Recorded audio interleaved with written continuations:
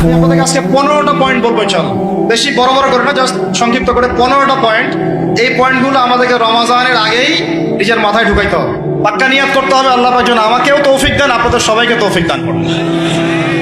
রমাজানের প্রস্তুতি নাম্বার 1, আমার সেটা বলেন। রমাজানের প্রস্তুতি নাম্বার 1 হচ্ছে যত দুনিয়াবি কাজ আছে সেই কাজগুলোকে কমিয়ে ফেলবো।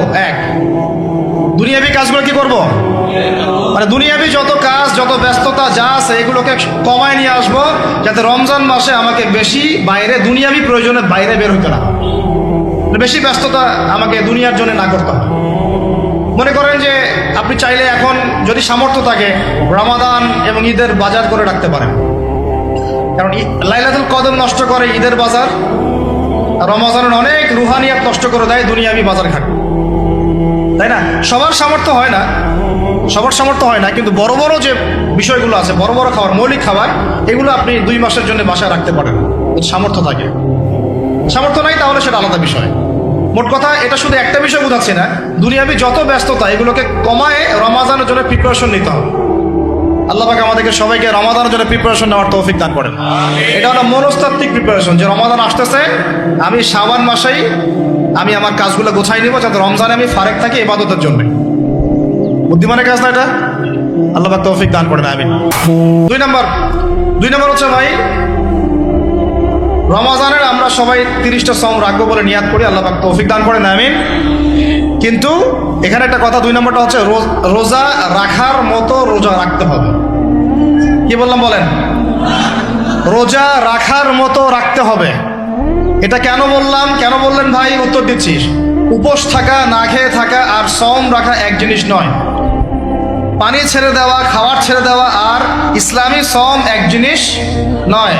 অনেক ধর্মের মানুষ খাবার পানি ছেড়ে দিয়ে থাকে, উপাস থাকে না? হাদিসের মধ্যে নবীজি বলেছেন যে ব্যক্তি রোজা রেখে অন্যায় কাজ ছাড়তে পারলো না, মানে আল্লাহর মাসিয়াত ছাড়তে পারলো না, এই যে কাবায়ের ফাওয়াহিশ এগুলো ছাড়তে পারলো না, অশ্লীলতা ছাড়তে পারলো না, মিথ্যা ছাড়তে পারলো না, বেহায়াপনা ছাড়তে পারলো না, তার না খেয়ে থাকায়, পানি না পান করায় আল্লাহর কিচ্ছু যায় আসে না। আর রোজার বিষয় বুঝলাম। রোজা কাকে বলে ভাই? মানে রোজা মানে হচ্ছে আমি আল্লাহ পাকের সমস্ত নিষেধ ছেড়ে দিব। কি করব? আল্লাহর সমস্ত নিষেধ। রোজা থেকেছি, পানি খাচ্ছি না, খাবার খাচ্ছি না, কার ভয়ে? গোসল করার সময় 1 ঢোক পানি খেলে কে দেখবে? এই চেতনা তখন কাজ করে না? চুপ করে 1 লোকমা ভাত খেলে কে দেখবে? কেউ দেখবে? আল্লাহ ছাড়া কেউ দেখবে? কেউ দেখবে না। তারপর আপনি খান না কেন? কারণ আপনি অনুভব করেন যে আল্লাহ পাক আমাকে দেখছেন। এটাই হলো ইহসান। এটার নাম কি? ইহসান। এটাই বলা হচ্ছে হাদিসে জিবরিলের মধ্যে, আনতা আবুদুল্লাহ কাআন্নাকা তারাহ, তুমি এমন ভাবে আল্লাহর ইবাদত করো যেন তুমি আল্লাহকে দেখতে পাচ্ছ। ওয়া ইল্লাম তাকুন তারাহু, তুমি যদি আল্লাহকে দেখতে না পারো জেনে রাখো ফাইন্নাহু ইয়ারাক, আল্লাহ পাক তোমাকে দেখছেন। এটাকে বলে আল্লাহ কনসিয়াসনেস বা ইহসান বা তাকওয়া। আর তাকওয়া হাহুনা, তাকওয়া কোথায়? এখানে।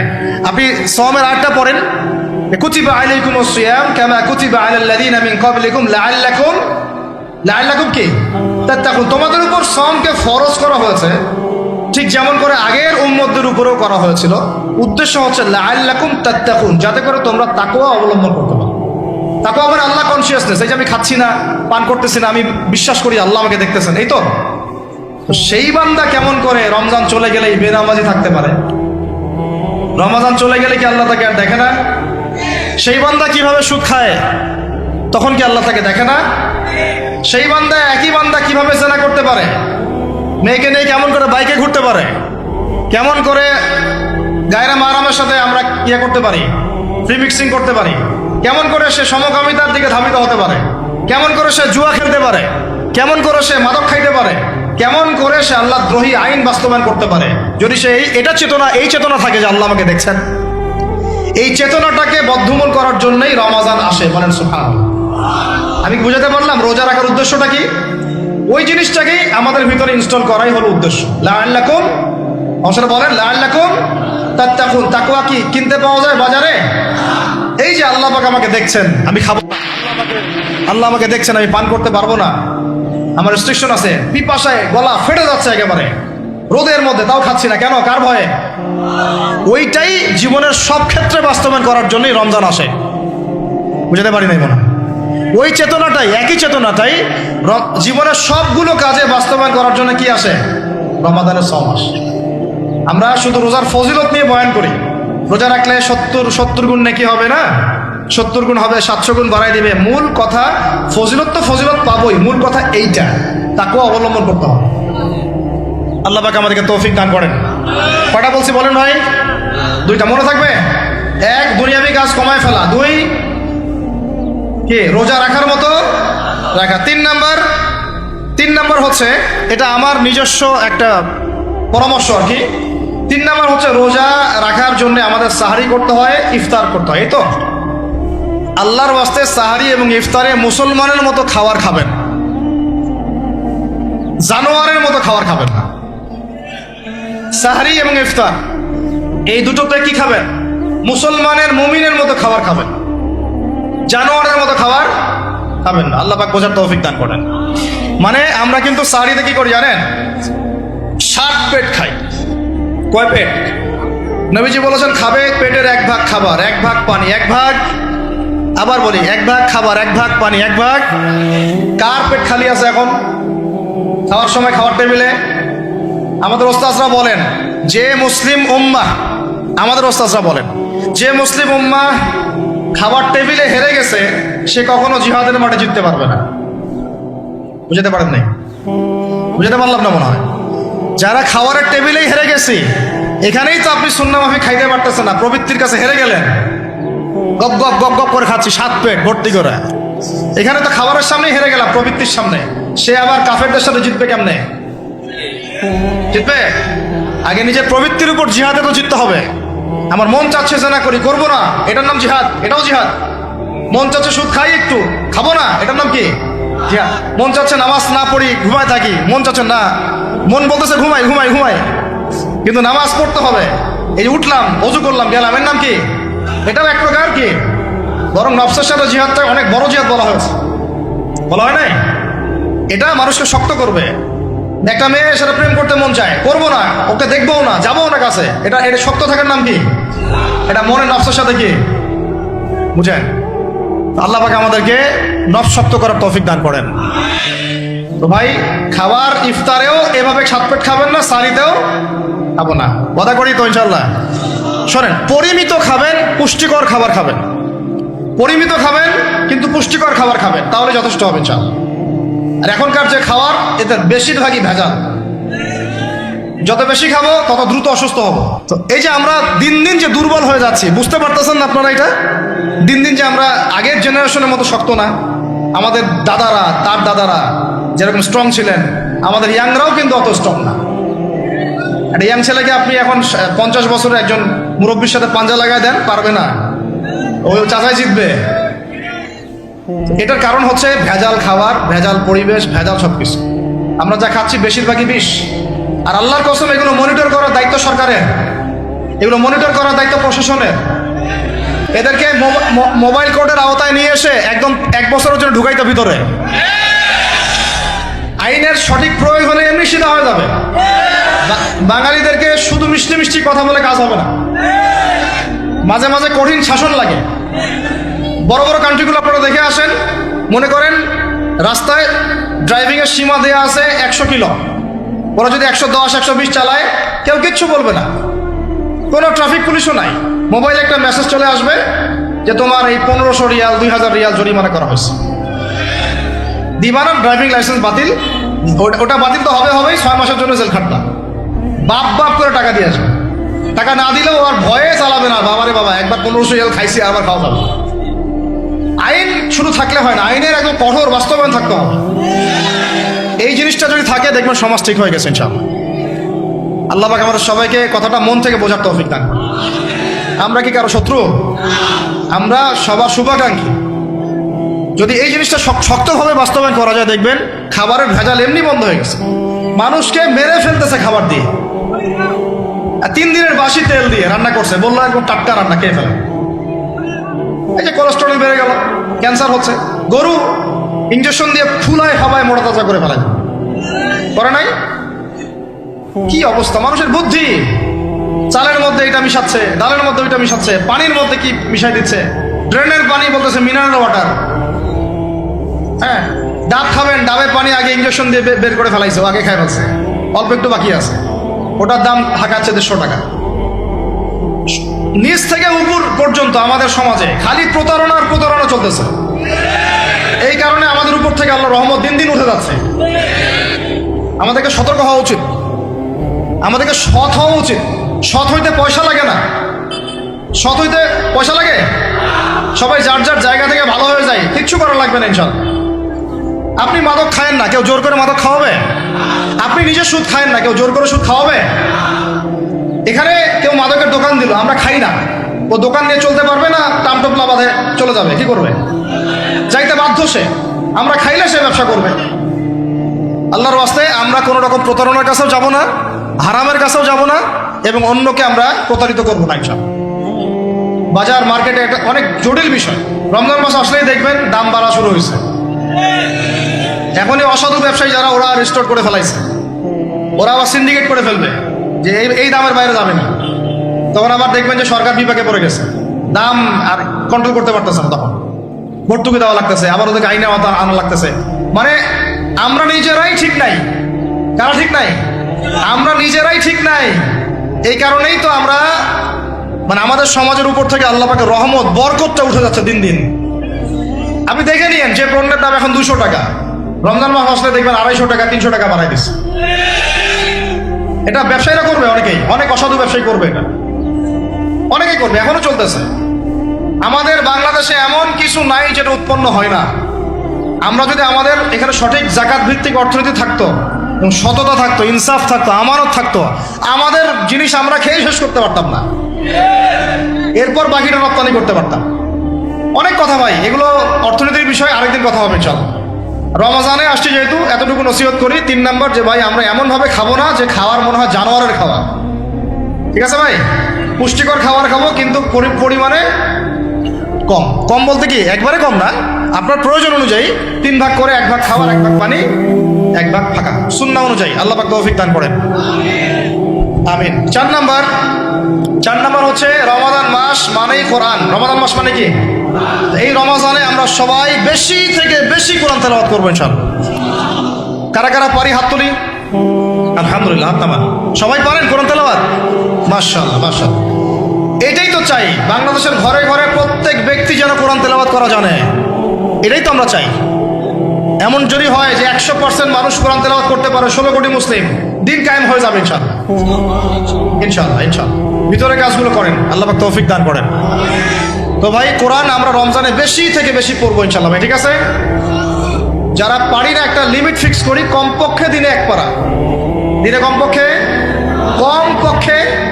1 পারা, তাহলে 30 দিনে 1 খতম হবে। ওকে, আরো বেশি পারি 2 পারা, তাহলে 2 খতম হবে। আরো বেশি পারি 3 পারা।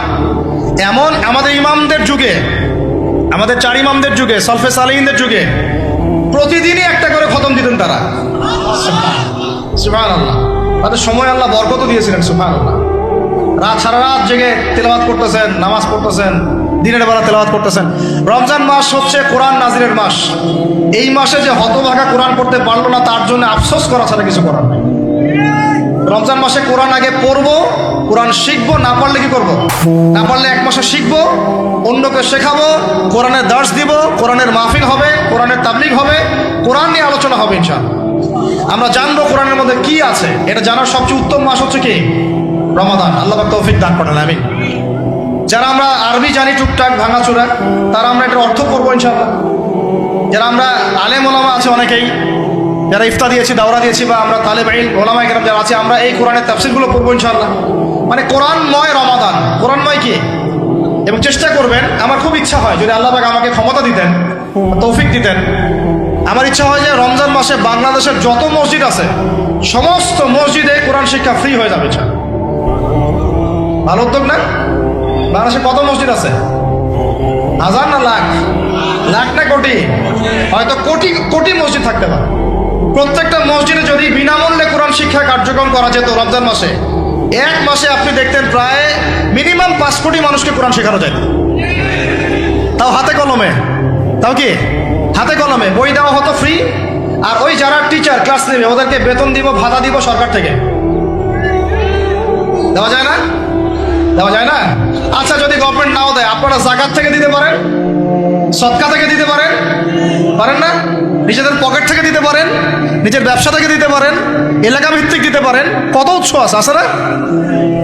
যদি এভাবে প্রত্যেকটা মসজিদ থেকে কোরআন শিক্ষা কার্যক্রম চালু করা হয় রমজান মাসে, আমরা দোয়া করি আল্লাহ পাক যেন এই কথাটা পৌঁছে দেন উপরের লেভেলে। তারা উদ্যোগ নেয়, জানি না উদ্যোগ নেবে কিনা, আমাদের দায়িত্ব পৌঁছে দিলাম।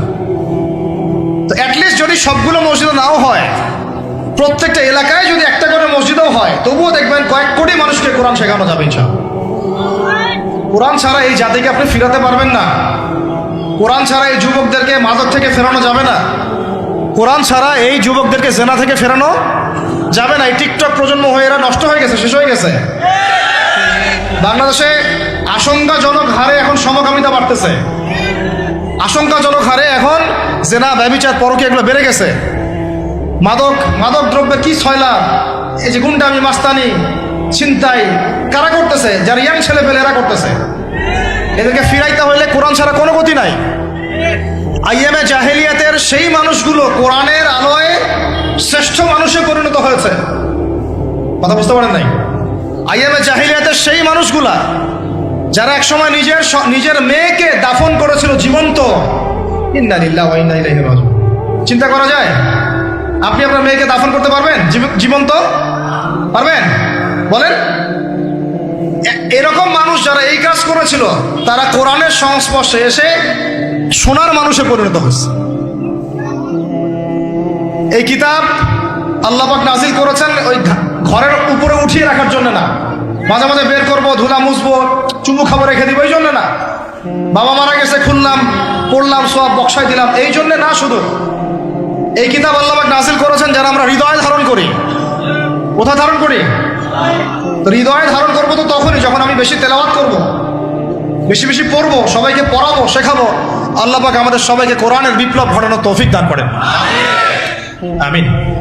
তো প্রিয় ভাইরা, 4 নম্বর কাজ, কোরআন শিখবো, পড়বো, শেখাবো, দর্শ দিব। কোরআনের একদম বিপ্লব। রমজান মাসে ইনশাল্লাহ কোরআনময় রমাদান হবে। আর অ্যাটলিস্ট 1 মাস আপনি না পড়েন। এরপরে আসি 5 নাম্বার। একটু বড় হয়ে যাচ্ছে যদিও, আমি সংক্ষিপ্ত করে গোছাচ্ছি, শোনেন। 5 নাম্বার হচ্ছে রমাদান মাসে, একটু ধৈর্য ধরেন। রমাদান মাসে আমরা ফরজ ইবাদতগুলোকে সর্বোচ্চ গুরুত্ব দিব ইনশাআল্লাহ। যেমন সবার আগে কি? সালাত। এই একটাই বল, সালাত। সালাত নাই, ইসলাম নাই। সালাত নাই, সে ব্যক্তি মুসলিম না। সোজা কথা শোনেন, সালাত অস্বীকার করে সে ব্যক্তি মুসলিম না। নবীজি বলছেন, মান তারাকা সালাতান মুতাআম্মিদান ফাকাদ কাফারা। কেউ যদি ইচ্ছা করে সালাতকে অস্বীকার করে, ছেড়ে দেয়, সে ব্যক্তি কি হয়?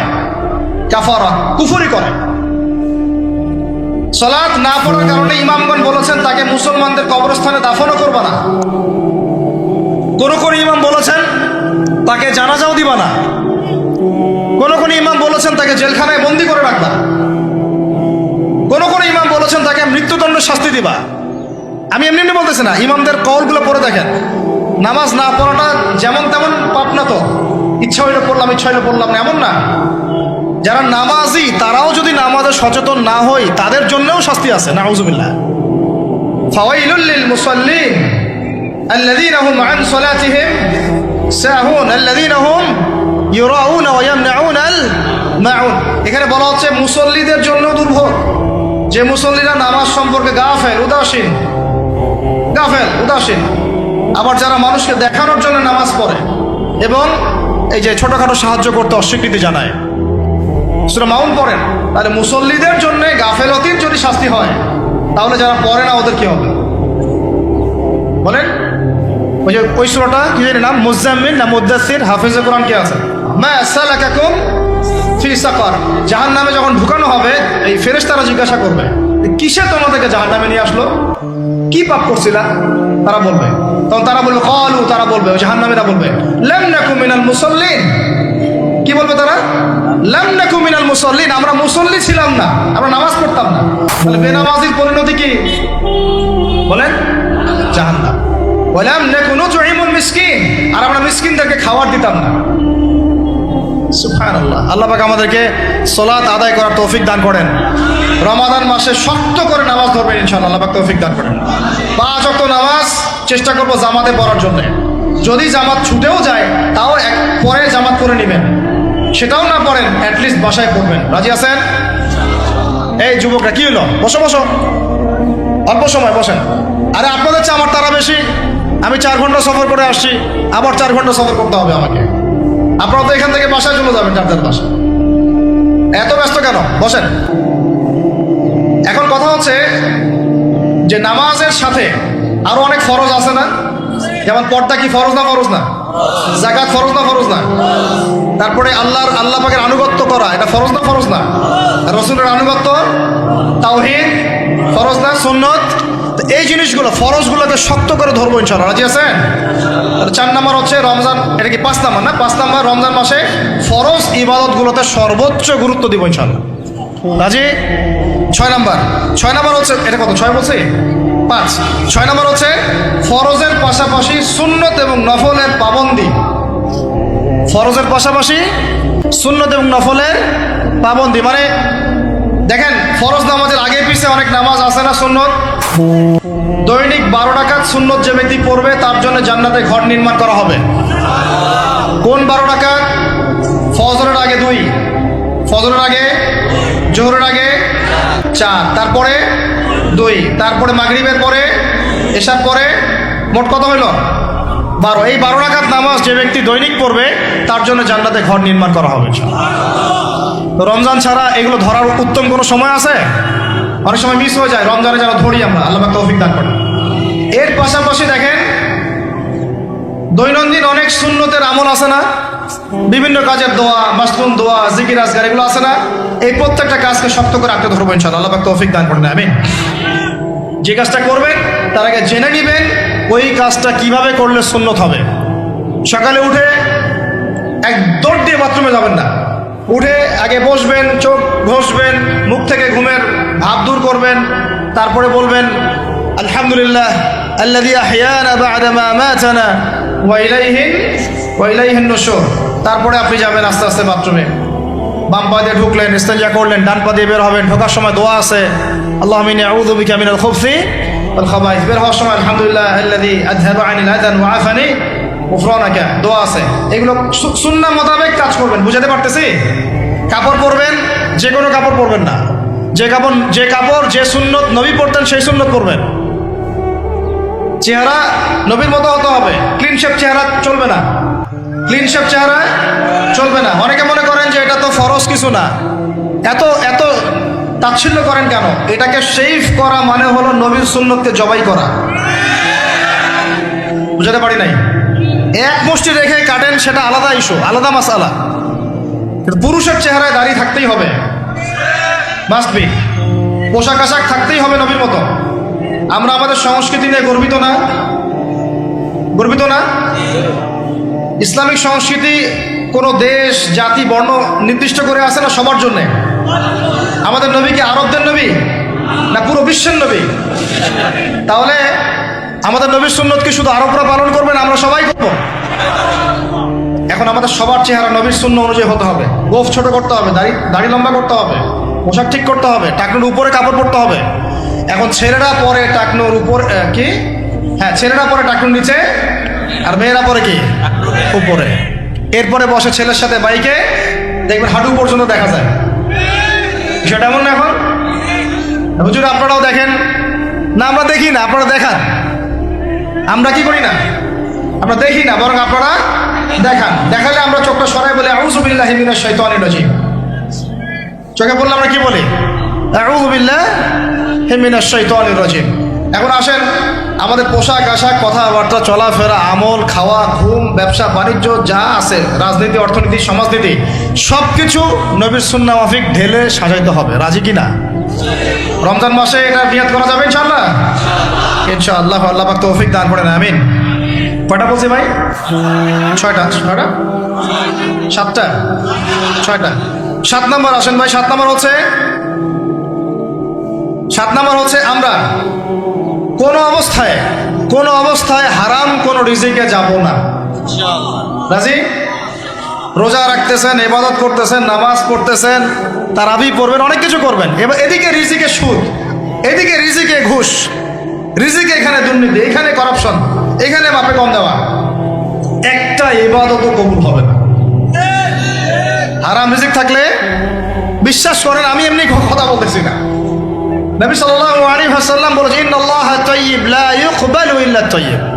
আল্লাহ পবিত্র, আল্লাহ পবিত্র ছাড়া গ্রহণ করেন না, কবুল করেন না।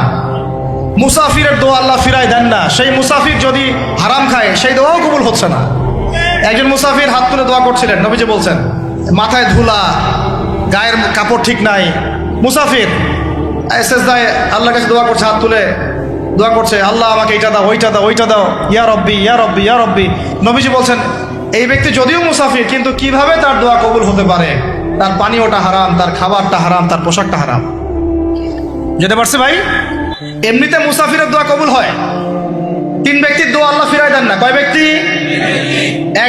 এক নাম্বার হচ্ছে মুসাফির, দুই নাম্বার হচ্ছে কি সন্তানের জন্য পিতামাতার দোয়া, আর তিন নাম্বার কি মাজলুমের দোয়া। মাশাআল্লাহ, আপনারা জানেন ভালোই। মাজলুম মানে কি? যার উপর জুলুম করা হয়, যার উপর জুলুম করা হয়েছে। আমরা এখন কিন্তু সবাই মাজলুম, তাই না ভাই? পুরো মুসলিম উম্মাই এখন মাজলুম। ইনশাআল্লাহ এই অবস্থা থাকবে না। ইনশাআল্লাহ জালেম যেখানে জুলুম করবে পতন হবে, সমস্ত জালেমদের পতন বিশ্ব থেকে হবে ইনশাআল্লাহ। এটা সময়ের ব্যাপার। কিসের ব্যাপার? আল্লাহ পাক পরীক্ষা করছেন আমাদের। ইসরায়েল সারা জীবন বোম মারতে থাকবে না ইনশাআল্লাহ তাআলা। ফিলিস্তিনের মা বোনরা এভাবে ধর্ষিত হবে না ইনশাআল্লাহ। একদিন ওই বাচ্চারা বড় হবে, ওরা যুদ্ধ করবে ইনশাআল্লাহ। এই ভাইরা যাদেরকে মারা হচ্ছে, এই এই লীলা খেলা চলবে না ইনশাআল্লাহ। ইনশাআল্লাহ তাআলা এই হাদিসের উপর বাস্তবায়ন হবে। কোন হাদিস? নবীজি বলেছেন লা তুকাতিলুনাল ইয়াহুদ, তোমরা অবশ্যই এই জালেম ইহুদিদের সাথে যুদ্ধ করবেই। ওয়ালা তাকতুলুন্নাহুম, তোমরা অবশ্যই এদেরকে হত্যা করবেই। এমনকি ওরা পাথরের পিছনে লুকালেও হাত্তা ইয়াকুলুল হাজার ওয়াশ শাজার, পাথর গাছ কথা বলা শুরু করবে। ইয়া মুসলিম, হে মুসলিম সৈন্য, ইন্না ওয়ারাইল ইয়াহুদ তাআল ফাকতুলহু, আমার পিছনে ইহুদি লুকিয়ে আছে, ভয়ে লুকাইছে, আসো একে হত্যা করো। কে বলবে? পাথর গাছ কথা বলবে। এটা গাল গল্প রূপ কথা না। এখন যা দেখতেছেন এগুলো চিরস্থায়ী নয়। কথা প্রসঙ্গে চলে আসলো, তিন ব্যক্তির দোয়া আল্লাহ পাক ফেরত দেন না, মাজলুম, সন্তানের জন্য পিতামাতার দোয়া এবং মুসাফিরের দোয়া। কিন্তু যদি রিজিক হারাম হয় তাহলে হবে না। তাহলে আমাদের নসিহত নাম্বার কত? এটা 7। আমরা কোনো অবস্থায় হারাম রিজিকে সম্পৃক্ত হব না। রোজা রেখে তো মোটেই না, এবং এটা চর্চা করব যাতে করে আমরা হারাম থেকে বেঁচে থাকতে পারি। ঠিক আছে ভাই? 8 নাম্বার হচ্ছে আমরা রমজান মাসে সবার জাকাতগুলো দিয়ে দিব ইনশাআল্লাহ। জাকাত যাদের ফরজ হয়েছে আল্লাহর রাস্তায় জাকাত দিয়ে দেন। জাকাত দিবেন না, এটাও জাহান্নামে যাওয়ার অন্যতম কারণ। ওই সম্পদগুলোকে এভাবে গলানো হবে, গলিয়ে মুখে, গালে, পার্শ্বদেশে, চামড়ায় লাগিয়ে দেওয়া হবে। নাউজুবিল্লাহ। সূরা তওবায় আছে এটা। কোন সূরায়? তওবায়। জাকাত দিতে হবে। কেউ যদি জাকাতকে অস্বীকার করে সে কাফের হয়ে যাবে। কেউ যদি জাকাতকে অস্বীকার করে কি হয়ে যাবে? কাফের হয়ে যাবে। কেউ যদি মনে করে নামাজ ফরজ, নামাজ মানি, জাকাত মানি না, কি হয়ে যাবে? কাফের হয়ে যাবে। এখন আমার কথা হচ্ছে, ইসলামী অর্থনীতির মূল ভিত্তি হচ্ছে জাকাত। জাকাত যদি ঠিকঠাক মতো দিতেন, বাংলাদেশে একটা দরিদ্র মানুষও খুঁজে পাওয়া যাইত না। এটা গাল গল্প না, এটাই বাস্তবতা। কিন্তু আমরা সেটা বাস্তবায়ন করতে পারি নাই, পারছি না। আমার কথা শোনেন ভাই, বাংলাদেশে এমন অনেক মানুষ আছে, হাজার হাজার, যাদের জাকাত যদি আপনি কালেক্ট করতে পারেন, সমাজে একটা দরিদ্র মানুষও খুঁজে পাওয়া যাবে না। এমন একজন মানুষের জাকাত দিয়ে আপনি একটা গ্রামের মানুষকে খাওয়াইতে পারবেন? আছে না এরকম? জাকাত না দিলে ইসলামের খুঁটি থেকে নাম কাটা পড়ে গেল। ইসলামের ভিত্তি কয়টা? 5টা না? তাওহীদের পরে কি সালাত না? সালাতের পরে কি? জাকাত। তারপরে না রমাদান এবং হজ, তাই না বিষয়টা? আল্লাহ পাক আমাদেরকে ইসলামের এই 5টা পিলারের অন্যতম পিলার জাকাতের উপর আমল করার তৌফিক দান করেন। কয়টা বললাম ভাই? 8টা। 9 নাম্বার হচ্ছে জাকাত যাদের ফরজ হয় না। আচ্ছা, জাকাত সম্পর্কে 2টা কথা। জাকাত কিন্তু সোনারও জাকাত আসে, রূপারও জাকাত আসে, এই গবাদি পশুরও জাকাত আসে, আবার কৃষি জমিরও কিন্তু জাকাত আসে। কৃষি জমির ফসলের কি হয়? জাকাত আসে, ওটাকে ওসর বলা হয়। আল্লাহ পাক আমাদেরকে জাকাতগুলো বের করার তৌফিক দান করেন। আচ্ছা, আর জাকাত দিবেন এমন জায়গায় যেখানে দিলে দিনের খেদমত হচ্ছে। ইন্নামা সাদাকাতু লিল ফুকারা ওয়াল মাসাকিন ওয়াল আমিলিনা আলাইহা ওয়াল মুআল্লাফাতি কুলুবুহুম, আয়াত আছে না, ওয়া ফির রিকাব, এটা সূরা তাওবায় আছে না, সূরা তাওবার 60 নম্বর আয়াত। কত নম্বর? 60। সূরা তাওবার কত নম্বর? এই সূরার 60 নম্বর আয়াতে জাকাতের 8টা খাত বর্ণিত আছে। এই যে কোনো খাতে আপনি দিতে পারেন, তবে আমার পরামর্শ দিনের রাস্তায় ফি সাবিলিল্লাহ এগুলোতে জাকাত দিলে ভালো হবে, আত্মীয়দেরকে দিলে ভালো হবে, মিসকিনদেরকে দিলে ভালো হবে ইনশাআল্লাহ। আল্লাহ পাক তৌফিক দান করে দেন। তো এটা হলো 8। 9 নম্বর হচ্ছে 9 না 8? 8 শেষ হলো। 9 নম্বর, 9 নম্বর জাকাত ছাড়াও আমরা বেশি বেশি দান সদকা করবো ইনশাআল্লাহ। রমজানে বেশি বেশি সদকা করবেন, বেশি বেশি সদকা। মানে সদাকার এমন ক্ষমতা আছে যে আপনার তাকদিরে মনে করেন একটা বিপদ লেখা আছে, মনে করেন তাকদিরে একটা বিপদ আছে, আপনি এখানে সদকা করছেন, সদকা করছেন, এই সদাকার ওসিলাতে আল্লাহ পাক আপনার এই বিপদটা দূর করে দিতে পারেন। একটা রোগ হয়েছে, বিপদে পড়ে গেছেন, এখন যদি গোপনে গোপনে সদকা করতে থাকেন এবং ওই ওসিলায় আল্লাহর কাছে দোয়া করেন যে আল্লাহ এই সদকার ওসিলায় আমার এই বিপদটা তুমি কাটায় দাও, আল্লাহ কাটাই দেবেন।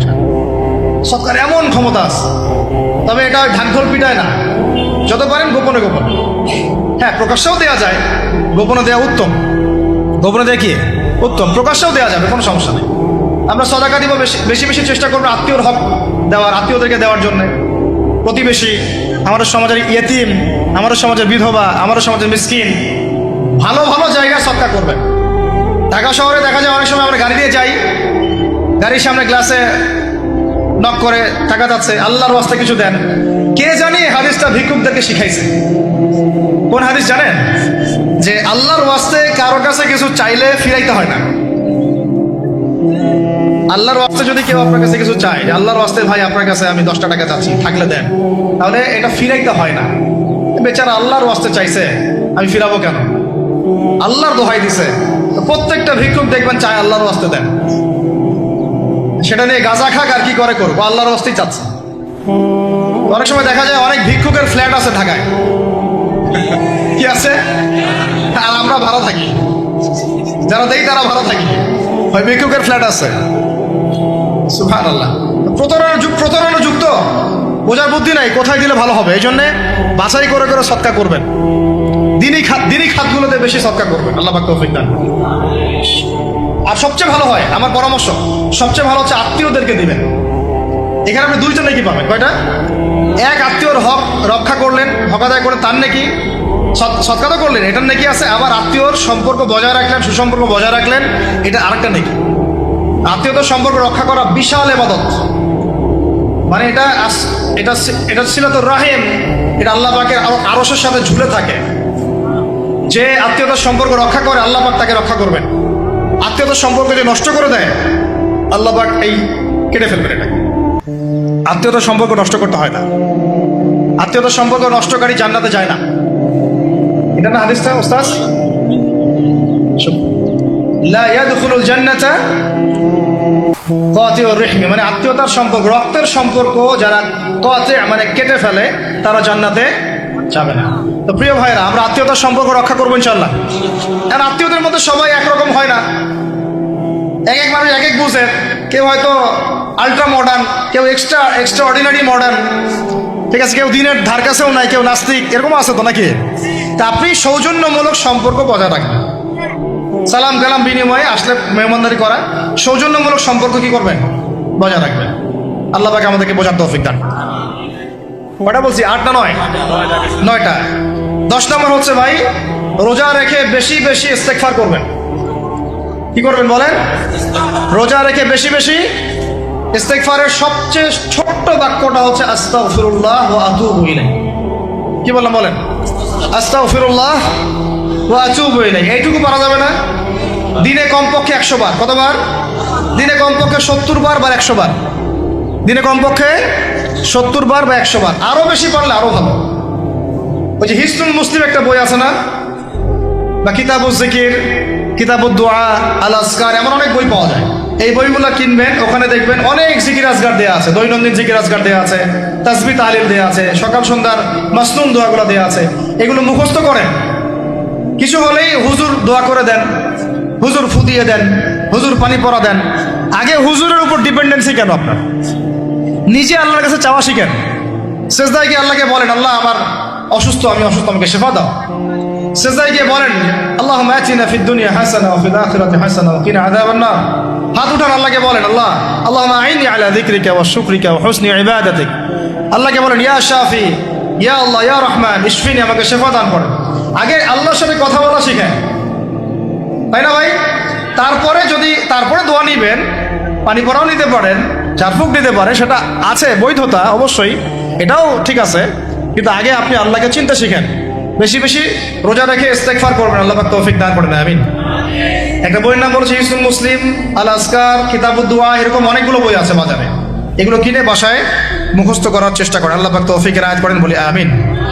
কয়টা বললাম? 10টা। 11 নাম্বার, আসলে আমার মার্কিংটা উল্টা পাল্টা তো বুঝতে পারতেছে না, ঠিক আছে? 11 নাম্বার হচ্ছে, শোনেন, 11 নাম্বার হচ্ছে, দেখেন, কোরআন খুলবেন, দেখবেন প্রথমে রোজার প্রসঙ্গ যেখানে আসছে, কুতিবা আলাইকুমুস সিয়াম, সেখানে আগে আসছে সিয়ামের কথা, তারপরে আসছে শাহরুর রমাদান আল্লাযী উনজিলা ফীহিল কোরআন, কোরআনের কথা, তারপরে আবার আসছে ওয়াইদা সাআলাকা ইবাদি আন্নী ফাইন্নী করিব, দোয়া করার কথা। সুবহানাল্লাহ, কিসের কথা? প্রথমে আসছে রোজা রাখার কথা, তারপরে কোরআনের কথা, তারপরে আল্লাহর কাছে কি করার কথা? দোয়া করার কথা। যখন আমার বান্দারা তোমাকে জিজ্ঞাসা করে, যে আমার সম্পর্কে জিজ্ঞাসা করে, ওয়াইদা সাআলাকা ইবাদি আন্নী, বলো ফাইন্নী করিব, আমি কাছেই আছি, উজিবু দাওয়াতাদ দাঈ ইযা দাআন, দোয়াকারী যখন দোয়া করে আমি তার দোয়া শ্রবণ করি। সুবহানাল্লাহ। ফালিয়াস্তাজিবু লি ওয়া লিইউমিনু বি, আমি তার দোয়া শুনি, অতএব সেও যেন আমার কথা শুনে, সুবহানাল্লাহ, এবং আমার প্রতি ঈমান নিয়ে আসে। তাহলে রোজা রেখে বেশি বেশি কি করব বুঝে ফেলছেন? কি বলে? দোয়া করবেন। কোরআনের পরে কিসের কথা আসছে? রোজাদারের দোয়া ফেরত দেওয়া হয় না। দোয়া কবুল হওয়ার অন্যতম একটা অস্ত্র হচ্ছে রোজা রেখে দোয়া করা। কেমন করে ফেরত দিবে? আল্লাহর জন্য আমরা না খেয়ে আসি, তাই না? আল্লাহ পাকের মায়া হবে না, দয়া হবে না? আমার বান্দা না খেয়ে আছে, আমার বান্দা পানি ত্যাগ করছে, আমার বান্দা স্ত্রী সহবাস ত্যাগ করছে, হালালগুলো ছেড়ে দিয়েছে আমার জন্যে, তা আমি কেন তার দোয়া? অবশ্যই আল্লাহ পাক উপযুক্ত মনে করলে দোয়া কবুল করবেনই করবেন ইনশাআল্লাহ। দোয়া করার পদ্ধতি জানতে হবে। হারাম খাওয়া যাবে না, শিরিক করা যাবে না, বেদাত করব না, ইনশাআল্লাহ। দোয়া করার আগে আল্লাহর প্রশংসা করব, নবী সাল্লাল্লাহু আলাইহি ওয়াসাল্লামের প্রতি দরুদ পড়ব, ঠিক আছে? দোয়া কবুলের সময়গুলো বেছে বেছে দোয়া করব, ইনশাআল্লাহ দোয়া কবুল হবে। আল্লাহ পাক আমাদেরকে রোজা রাখা অবস্থায় বেশি বেশি দোয়া করার তৌফিক দান করবেন। কটা হচ্ছে? 11। 12 নাম্বার হচ্ছে, রমজান মাসে তারাবির নামাজ জামাতে পড়ব। কি বললাম বলেন?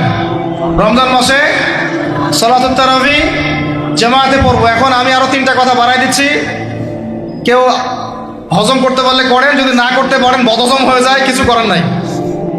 বদহজম যদি হয়ে যায়, পরে আমাদের সাথে মাদ্রাসায় এসে বসেন, কিতাবপত্র খুলে দেখাবো, কথা হবে ইনশাআল্লাহ, ঠিক আছে? অনলাইন গরম করার দরকার নাই। রমজান মাসে আমরা তারাবির নামাজ পড়বো ইনশাআল্লাহ জামাতে। কোথায়? জামাতে ইনশাআল্লাহ। 1। 2 নাম্বার, তারাবির নামাজ পড়বো 20 রাকাত।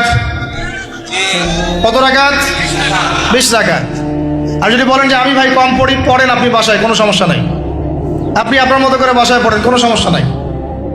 যদি উমর রাদিয়াল্লাহু আনহু এর উপর আমল করে থাকেন, আমার আমল করতে কোনো সমস্যা নাই। যদি উসমান রাদিয়াল্লাহু আনহু 2 আযান চালু করে থাকেন, তাহলে আমার আমল করতে কোনো সমস্যা নাই। ওই যে হাদিসটা বলেছিলাম প্রথমে, কে নাজাত প্রাপ্ত ফেরকা? মা আনা আলাইহি ওয়া আসহাবি, আমি আর আমার সাহাবীরা যার উপরে আছি। আরেকটা হাদিস কি? আলাইকুম বিসুন্নতি ওয়া সুন্নতি খুলাফায়ে রাশিদিন মাহদিয়িন মিন বা'দি, তোমাদের উপর অবধারিত হচ্ছে, ওয়াজিব হচ্ছে আমার সুন্নতকে আঁকড়ে ধরা এবং আমার সাহাবীদের সুন্নতকে কে আঁকড়ে ধরা। কার কার সুন্নত? আমার সুন্নতকে আঁকড়ে ধরো এবং আমার সাহাবীদের সুন্নতকে আঁকড়ে ধরো, খোলাফায়ে রাশেদার সুন্নতকে আঁকড়ে ধরো, যারা মাহদিয়িন, হেদায়েত প্রাপ্ত মিন বা'দি, আমার পরে। সাহাবায়ে কেরাম যদি কিছু চালু করেন, আমল করতে কোনো দোষ নাই, বরং এটাই হচ্ছে সুন্নতের আরো শ্রেষ্ঠ অনুসরণ। কারণ আমি তো ওমরের চেয়ে বড় পরহেজগার হইতে পারবো না, পারবেন? তাহলে আমি তো উসমানের চেয়ে দিন বেশি বুঝি না। তিনি যদি 2 আযান চালু করতে পারেন, তাহলে আমি তাকে বেদাতি বলতে পারি না, নাউযুবিল্লাহ। যদি আমি তাকে এভাবে শব্দ প্রয়োগ করা হয়েছে বাংলাদেশে, উসমান রাদিয়াল্লাহু আনহু যদি 2 আযান চালু করে থাকে, ওটা বেদাত হয়ে গেছে, নাউযুবিল্লাহ। বলেন নাউযুবিল্লাহ। সাহাবীরা কিছু চালু করলে যদি বেদাত হয়, তাহলে সুন্নত হবে কি? তাহলে সুন্নত কোনটা হবে? তাহলে এই ব্যক্তি এরকম কথা যদি কেউ বলে থাকে তাহলে তার উচিত হবে এখনই রুজু করে ফিরে আসা, অহংকার না করা, হঠকারিতা না করা, এখনই ইস্তেগফার করে তওবা করে ফিরে আসা। আল্লাহ মাফ করে দিবেন ইনশাআল্লাহ। আর এর উপর হঠকারিতা থাকে না, ওসমান রাদিয়াল্লাহু আনহু যদি 2 আযান চালু করে থাকে তিনি ভুল করেছেন, তিনি বেদাত করেছেন, নাউযুবিল্লাহ। বিশ্বাস করেন সাহাবীদেরকে এভাবে কটাক্ষ করলে, আন্ডারএস্টিমেট করলে, এভাবে কথাবার্তা বলে, শানের খেলাফ কথা বললে ঈমানও চলে যেতে পারে। আমরা নবীকে মানবো সাহাবীদের মানদণ্ডে, সাহাবীদের বুঝের উপর আমাদের বুঝ না। আমি বুঝাতে পারতেছি না। নবীকে মানবো, অবশ্যই মানবো। কার মাধ্যমে? কাদের মধ্য দিয়ে? সাহাবাদের তরিকার মধ্য দিয়ে। সাহাবাদের তরিকা আমি কি ধাবাস করে পাবো? তাবেই লাগবে, তাবেই লাগবে। এই সিলসিলা মেনটেন করে আমাকে মানতে হবে। কোরআন এবং হাদিস তো সবার বাসায় আছে। আপনাকে যদি আমি এখন বলি যে ক্রিপ্টোকারেন্সি হালাল না হারাম, আপনি কি বের করে দিতে পারবেন এখন আমাকে? পারলেও আপনার আরো 15-20 বছর পড়াশোনা করতে হবে। তারপরে যারা এগুলো নিয়ে গবেষণা করে তাদের কাছে আসতে হবে, জিজ্ঞাসা করতে হবে, বলতে হবে, তারা ফতোয়া দিলে মানতে হবে। ফাসআলু আহলা যিকরি ইন কুনতুম লা তা'লামুন। তোমরা আহলে জিকিরদেরকে জিজ্ঞাসা করো, আহলুল ইলমদেরকে জিজ্ঞাসা করো যে বিষয় তোমরা জানো না। তাহলে আমাদের সমাজে এরকম অনেক ফিতনা চলতেছে, অনলাইনে এই ফিতনাগুলো অনেক বেশি। আর ইয়াং ছেলেপেলেরা এখন দিন শেখে অনলাইন থেকে। এরা দিন মাদ্রাসায় এসে শিখতেছে না। স্পেশালি যারা জেনারেল লাইন থেকে আসছেন তাদের সমস্যা আরও বেশি, এবং তারা অনেকে বিভ্রান্ত হয়ে যাচ্ছেন। তাই আমি রিকোয়েস্ট করব, কথা অন্যদিকে নিয়েন না। আমি আপনার দুশ্মন না, আমি আপনার বন্ধু, শুভাকাঙ্ক্ষী। আপনাদেরকে ওলামায়ে কেরামদের সোহবতে আইসা দিন শিখতে হবে। অ্যাপস থেকে দিন শিখবেন না। অ্যাপস থেকে একবারে হাদিসের রেফারেন্স পাইছি, বাস কাম সারা। জি না, ওই হাদিস তাহাকিক করার ব্যাপার আছে, উসুলের ব্যাপার আছে, আসমাউর রিজালের ব্যাপার আছে, তাআলিলের ব্যাপার আছে, অনেক বিষয় আছে। একটা মাসালা ইস্তেমবাদ করতে হলে অনেকগুলো বিষয় একসাথে লাগে। আর অনলাইনে শায়েখ হওয়ার জন্য কিছু লাগে না, খালি পটর করতে পারলেই হয়। অনলাইনে যে কোরআন তেলাওয়াতও করতে পারে না সেও শায়েখ হয়ে বসে আছে। শুধু শায়েখ না তো, মহাপণ্ডিত, সে পুরো ওলামায়ে দেওবন্দের সাথে একাই বাহাস করতে পারবে। এটা বলছে যে আরে ওলামায়ে দেওবন্দ আর কি, সবগুলোকে ডাকো, সব ওলামায়ে দেওবন্দ এক পাশে বসবে, সে আরেক পাশে বসবে, ও বলে একাই যথেষ্ট। এরা মানসিক রোগী। এগুলো কি? মানসিক রোগী। তা মানসিক বিকারগ্রস্ততার থেকে দিন শেখার চাইতে আপনার দিন মাদ্রাসায় গিয়ে শেখা অনেক ভালো। মানসিক বিকারগ্রস্ততার থেকে দিন শেখা বাদ দিয়ে মাদ্রাসায় গিয়ে ওলামায়ে কেরামের সাথে পরামর্শ করে দিন শেখেন। আল্লাহ পাক তৌফিক দান করেন। ইয়াংদেরকে আমি বারবার এটা নসিহত করতেছি। ইয়াংরা অনেকে পাপিস্তায় চলে যান অনেক থেকে। ভাই, ওলামায়ে কেরামের সোহবতে থাকেন, ইনশাল্লাহ আপনি সেফ অ্যান্ড সাউন্ড থাকবেন। তাদের মধ্যে যদি ইখতলাফ যদি হয় কোনো মাসালায়, এবং একাধিক মাসালাও যদি প্রমাণিত হয়, দুইজন ভাই দুইজনের উপর আমল করেন, কোনো সমস্যা নেই। বনু কুরাইজায় গিয়ে একদল আসল করেছেন রাদিয়াল্লাহু আনহুম আজমাইন, সাহাবীদের মধ্যে, আর একদল আসল পড়ে গিয়েছেন। নবীজিকে বলেছেন দুজনের মধ্যে অমুক ঠিক আর অমুক বেঠিক। দুজনকে বলেছেন তোমরা দুইজনে ঠিকের উপর আসো, সমস্যা। এরকম বুঝগত পার্থক্য থাকতে পারে, ইখতিলাফি মাসালা থাকতে পারে। ওইগুলোকে নিয়ে এভাবে সমাজকে বিচ্ছিন্ন করবেন না, বিভক্ত করবেন না। এখানে প্রমাণিত একটা চিরায়ত একটা আমল সলফে সালিহীন যুগ থেকে চলে আসছে। আমরা তারাবি জামাতে পড়বো ইনশাআল্লাহ। 2 সর্বোচ্চ সংখ্যায় পড়বো ইনশাআল্লাহ। আমরা 20 রাকাত পড়বো ইনশাআল্লাহ। আপনি যদি 8 রাকাত বা 12 রাকাত, 14 রাকাত, 15 রাকাত করতে চান, পড়েন, কোনো সমস্যা নেই। আপনার সাথে আমি যুদ্ধ করতে যাবো না, এটা তো ফরজ না। ফরজ কি? যুদ্ধ করার দরকার নেই, পড়তেছে পড়ুক, সমস্যা নাই। আমরা 20 রাকাত পড়বো ইনশাআল্লাহ, সমস্যা আছে কোনো? কেউ যদি 20 রাকাতকে বেদাত বলে তখন সমস্যা হবে। যদি কেউ 20 রাকাতকে কি বলে? বেদাত বলে, তখন সমস্যা হবে। তখন বলবো যে মাদ্রাসায় আসেন, বসেন। মাদ্রাসা আসতে চায় না, অনলাইনে ভাস চায়, মাদ্রাসা আসতে চায় না। মাদ্রাসা আসলে বইপত্র পড়তে বলবো যে এই যে আরবি কিতাবটা পড়েন, পড়তে পারবে না। আমি তিনটা কথা বলেছি, জাস্ট কিচ্ছু করতে হবে না। বাহাসের 3টার যে কোনো একটা যদি করতে পারে আমরা হেরে গেছি। ওলামায়ে কেরাম বলবো আমরা সবাই হেরে গেছি। যে কোনো একটা মেশকাতের ক্লাসের কোনো হাদিসের কিতাব, বা দাওরা ক্লাসের কোনো হাদিসের কিতাব, যে কোনো একটা, ধরেন যে ফয়জুল কালাম বা কি হাদিস আরবাঈন, অথবা ধরেন যে আল বুলুগুল মারাম মিন আদিল্লাতিল আহকাম, মিশকাতুল মাসাবি, এরকম কিছু কিতাব, রিয়াদুস সালিহিন, এরকম মূল জামাত মাসহাফগুলো আছে, নুসখাগুলা খুলে দেওয়ার কাজ, যে একটু পড়ে শোনা হাদিসে কি লেখা আছে। যদি পড়ে দিতে পারে, রিডিংটা পড়ে দিতে পারে, হেরে গেছে, আর লাগবে না কিছু, বাস এতটুকু। আর যদি বলে যে না আমি এটা পারতেছি না, তা আরো সহজ করে দিচ্ছি, তাহলে আল্লাহর কিতাব খুলে দেয়া, আল্লাহর কিতাব খুলে যে কোনো একটা পৃষ্ঠা খুলে দিয়ে খালি বলবো যে এই পৃষ্ঠাটার একটু অর্থটা বলে শোনা। এই যে এই পৃষ্ঠাটার জাস্ট খুললাম, এটা কোন সূরা? সূরা কলম। ইন্না রাব্বাকা হুয়া আ'লামু বিমান দাল্লা আন সাবিলিহি ওয়া হুয়া আ'লামু বিল মুহতাদিন। এইভাবে ফালা তুতি'ল মুকাদ্দিবিন ওয়াদ্দু লাউ তুদহিনু ফায়ুদহিনুন, এখান থেকে শেষ পর্যন্ত ক্বালু ইয়া ওয়াইলানা ইন্না কুন্না তাগিন। জাস্ট এটা পড়ে অর্থটা বলেন কি লেখা আছে। যদি অর্থ বলতে পারে হেরে গেছি, মাস আর কিছু লাগবে না। এটাও যদি না পারে, তৃতীয় অপশন লাস্ট, যে কোনো একটা পৃষ্ঠা খুলে বলবো যে ভাই, হে আমার দিনী ভাই, মুসলিম ভাই, শুধু এইটাকে রিডিংটা পড়ে শোনান, অর্থও করতে হবে না, সহি শুদ্ধভাবে। যদি পড়তে পারেন হেরে গেছে মাস। আর কিছু বলতে পারবো? আর কিছু বলার আছে? তো আমরা ওলামায়ে কেরামের সহমতে যেহেতু আসি, ওলামায়ে কেরামদের সম্মিলিত ফতোয়া তারাবির সালাত কত রাকাত? ব্যাস পড়বো ইনশাল্লাহ। 1 নম্বর জামাতে পড়বো, তারপরে ইনশাল্লাহ আমরা 20 রাকাত পড়ার চেষ্টা করবো। বাধ্যতামূলক না ভাই, আপনি চাইলে অল্প করে চলেও যেতে পারেন। আপনি টায়ার্ড হয়ে গেছেন, 10 রাকাত পড়ছেন, 12 রাকাত পড়ছেন, বাসায় গিয়ে বাকিটা পড়বেন বা পরে পড়বেন, বা পড়লেনও না, গোনা হবে না। কিন্তু একটা চিরায়ত, আপনি এক চিরায়ত একটা সুন্নাতকে বেদাত বলতে পারেন না। বেদাত বললে তখন আপনার সাথে বাহাস হবে। কি হবে? বাহাস হবে। আর 3 নম্বর কথা হচ্ছে তারাবির সালাত আমরা খতমে তারাবি পড়বো ইনশাআল্লাহ, একদম খতমে তারাবি। এটা নিয়েও কত কথা উঠছে, খতমে তারাবি বেদাত। আরে ভাই, রমজান মাসে যদি কোরআন খতম না দেয়, কোন মাসে খতম দিবে? এখনো তো মক্কা মদিনায় আপনি দেখবেন কি হচ্ছে, খতমে তারাবি এখনো ওখানে হচ্ছে। ওখান থেকে জোরে আমিন নিয়ে আসতে পারেন, 20 টাকার তারাবি আনতে পারেন না? ওখান থেকে আপনি রফুল ইয়াদাইন নিয়ে আসতেছেন, ঠিক আছে, ওকে ফাইন, আমরা কোনো ঝগড়া করতেছি না, এটা আছে, দলিল আছে, আমল করুক, সমস্যা নাই। কিন্তু আপনি সেখান থেকে খতমে কোরআন নিয়ে আসতে পারতেছেন না। আমরা কিছু নিব না, এমন কেন হচ্ছে? কে বলছে যে তারা কোনো মাযহাব ফলো করে না? তারা হাম্বলি ফিকহ ফলো করে, চলে। তারা একটা নির্দিষ্ট এবং 4 মাযহাবের 4টা ফিকহের ব্যাপারে তারা উদার। বড় বড় বিশ্ববিদ্যালয়গুলোতে 4টা মাযহাবের গভীর পড়াশোনা করানো হয়। এরপরে যদি কেউ মুস্তাহিদ হয়ে যায়, সে তখন ইজতিহাদ করে চলবে ইনশাআল্লাহ।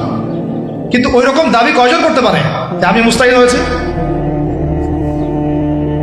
তো আল্লাহ পাক আমাদেরকে তৌফিক দান করেন, এগুলো কথা বোঝার তৌফিক দান করেন। এগুলো বলতে চাইনি, প্রসঙ্গ এসে গেল, বলে ফেললাম।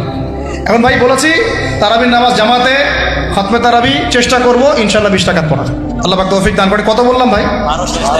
12 আর 3টা 13, 14, 15। 13 হচ্ছে শেষ রাত্রেও কিছুটা সময় হলেও আল্লাহকে ডাকার চেষ্টা করেন, সুন্নত নফল কিছু পড়ার চেষ্টা করেন, দোয়া করেন, কিছু কোরআন তেলাওয়াত করেন। ওই সময় আল্লাহ পাকের রহমত নেমে আসে।